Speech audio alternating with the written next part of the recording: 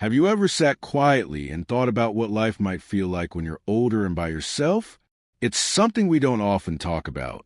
Maybe because it feels too far away, or maybe because we're afraid. But the truth is, being alone in old age doesn't have to mean being lonely. In fact, it can be a beautiful chapter, a time to rediscover yourself, build new joys, and create peaceful moments that are all your own. Let me tell you something comforting. Being alone doesn't mean your life is over. It just means it's changing. And sometimes, change brings surprising gifts. One of the first things you can do to bring peace and happiness back into your days is build a new routine. It might sound simple, but a good routine gives your day structure. It tells your mind and body, you have a purpose today. You could start with something as small as waking up and opening the window to let the fresh morning air in. Maybe put on your slippers, brew a warm cup of coffee, and sit by the kitchen window. Watch the trees move, listen to the birds, feel the warmth of that first sip. That's your moment. It belongs to you. Some people like to take a quiet walk in the morning just around the block. It's not about getting anywhere fast. It's about feeling the world move slowly with you. Others enjoy a little stretch or deep breathing while the sun peeks in. It's okay if it feels silly at first. With time, these quiet rituals will become something you look forward to. You could also try adding a few calming habits like reading a page from an uplifting book or writing a little note to yourself in a journal. You don't need to be a writer. Just write how you feel. Today, I felt peaceful. The sunlight felt warm on my hands. These small thoughts help your heart feel heard. Now, I know what you might be thinking. But what do I do all day? Well, that's where the beauty of routines comes in. You can sprinkle your day with things that bring you joy. Maybe tend to a small garden, or even just water a plant on your windowsill. Try cooking something simple you enjoy, nothing fancy. The smell of garlic in the pan or the sound of the kettle boiling can bring back sweet memories. And if you've always wanted to learn something, now's the time. More on that in a minute. But first, let's talk about something that matters even more than routine, people. Being connected. No matter how strong we are, we all need someone to talk to, someone to laugh with, someone to simply ask, "How was your day?" When we grow older, it can feel like the world gets quieter. Friends move away. Family gets busy. The phone doesn't ring as often. But you don't have to wait for others to reach out. You can take the first step. Call someone, an old friend, a neighbor, maybe even someone you haven't spoken to in years. You'd be surprised how one small hello can turn into a warm, joyful conversation. Try visiting your local community center or library. You might find a knitting group, a book club, or even a weekly coffee hour. These small gatherings are where laughter lives. They're where new friendships are born. Some churches and temples also offer group activities. Even if you're not very religious, you're always welcome to join in. And don't forget about the younger folks around you. Volunteering to read to children at the library or sharing a recipe with a teenage neighbor can create beautiful moments. Age doesn't matter when hearts connect. If getting out is tough, technology can help. I know phones and computers can feel confusing at first, but once you get the hang of it, they can be a lifeline. There are free classes at most libraries that can show you how to use video calls or messaging apps. You can see your granddaughter smile, even if she's across the country. You can even meet new people online who share your hobbies. Cooking, gardening, painting, the list goes on. Being socially connected isn't just about fighting loneliness. It's about feeling alive again, feeling seen, feeling like you matter, because you do.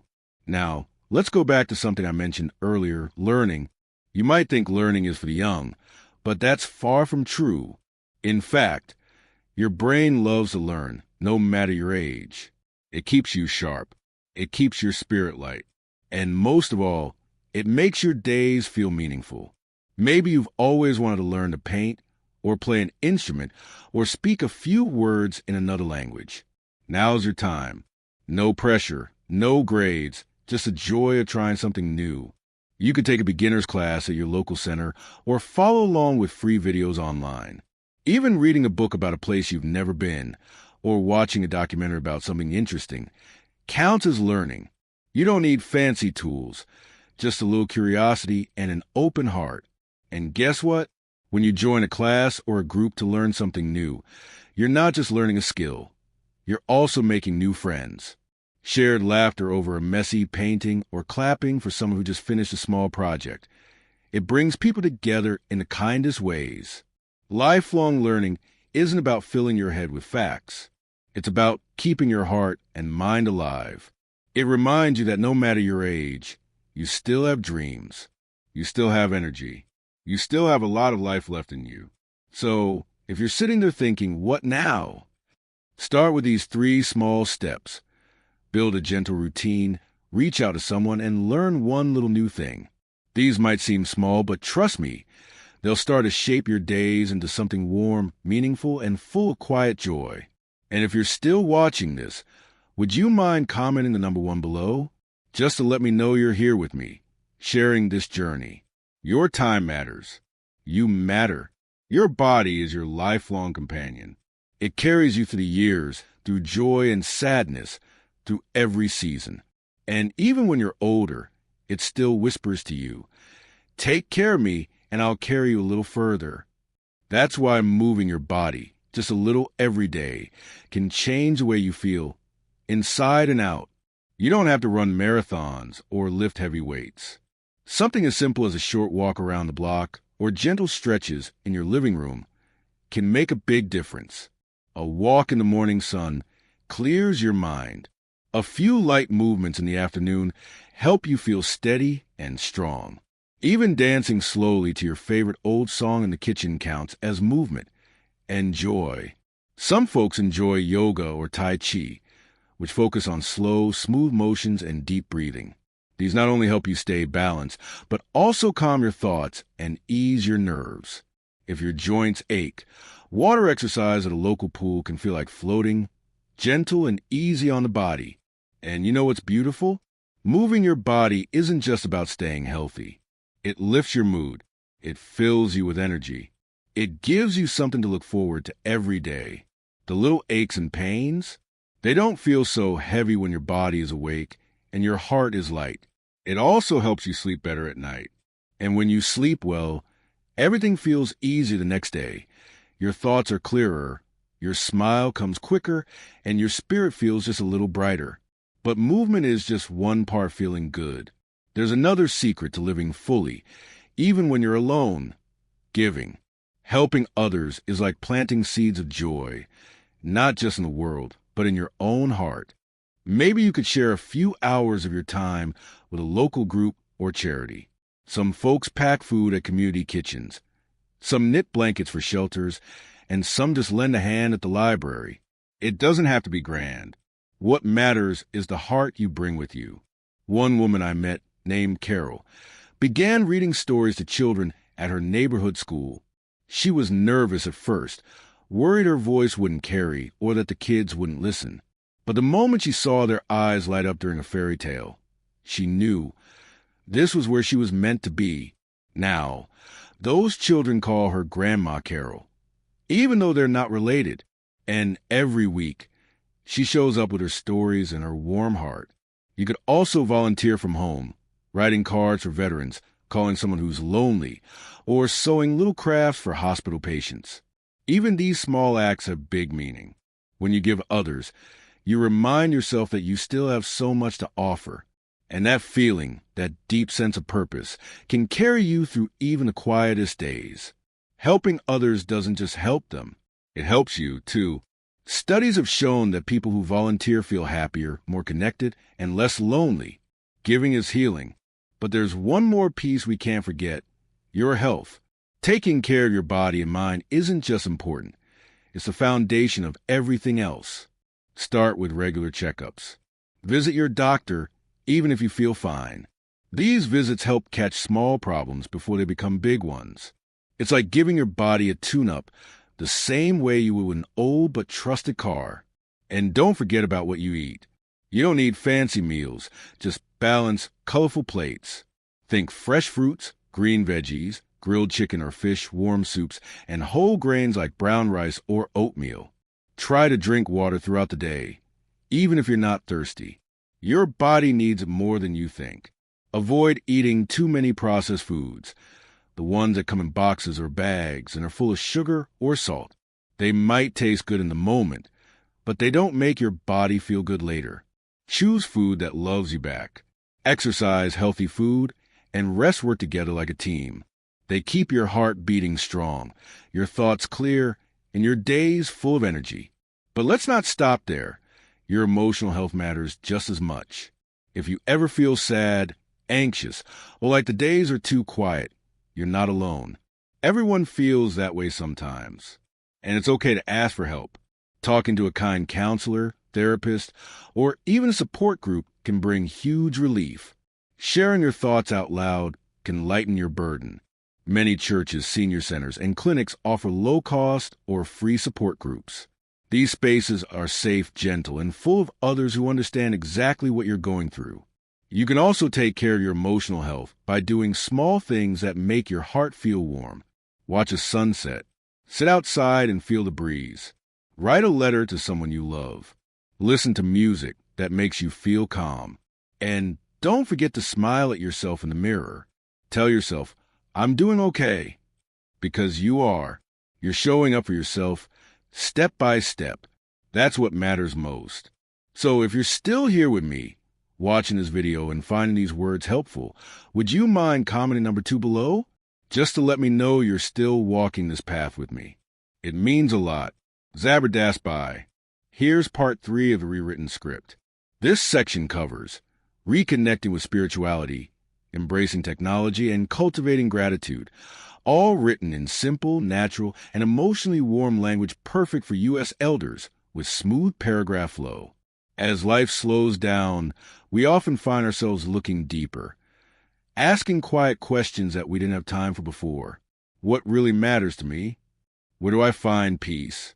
For many, the answer lies in something soft and quiet, something deep inside. That's where spirituality comes in. Now, spirituality doesn't have to mean going to church every Sunday or following strict rules.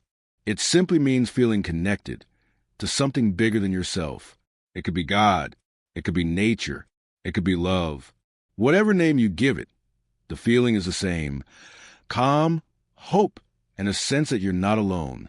You might start your morning with a short prayer or a quiet moment where you close your eyes, breathe deeply, and just listen. Some people like to write in a little notebook, just a few lines like, "Thank you for this day," or "Help me feel strong." These words don't have to be fancy. They just need to be yours.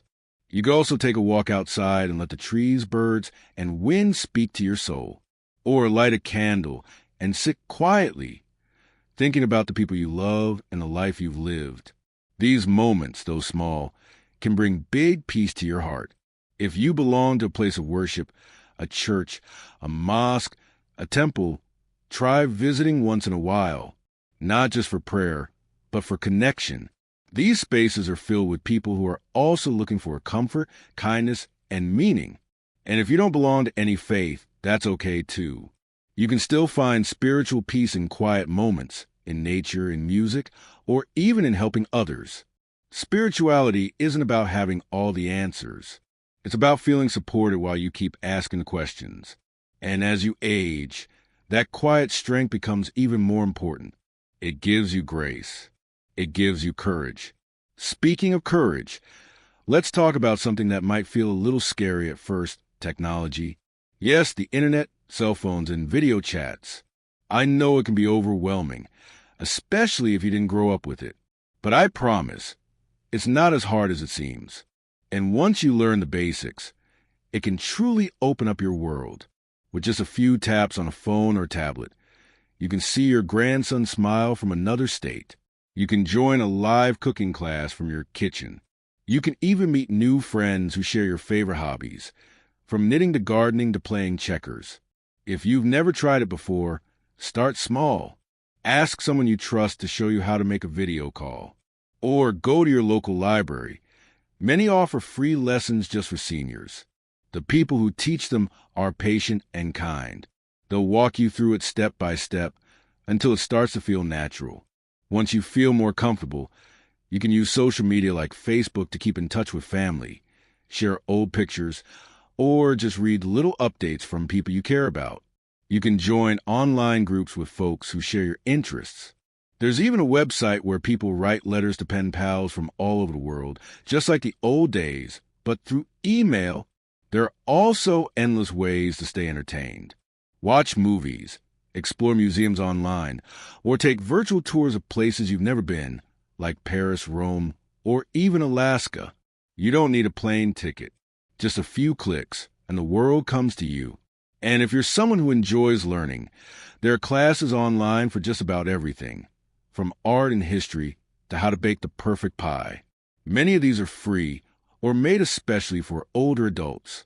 Technology might seem like a stranger at first, but once you let it in, it becomes a good friend, one that helps you stay connected, stay curious, and stay close to the people and experiences that matter most.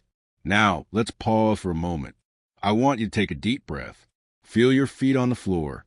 Feel the air on your skin. And think about just one thing that made you smile this week. Was it the sound of rain on the roof? A kind word from a neighbor? The taste of your favorite soup? This, my friend, is the gift of gratitude, and it's one of the most powerful tools you have. Gratitude doesn't ask you to pretend everything is perfect. It just invites you to notice what's good, even if it's small, especially when it's small. It helps shift your heart from what's missing to what's already here. You could start by writing down 3 little things you're thankful for each day. It doesn't have to be fancy. Just a few lines like, "My hands are warm. I heard a song I loved.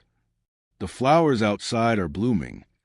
These are the gentle reminders that life is still beautiful, even in its quiet moments. And here's something special.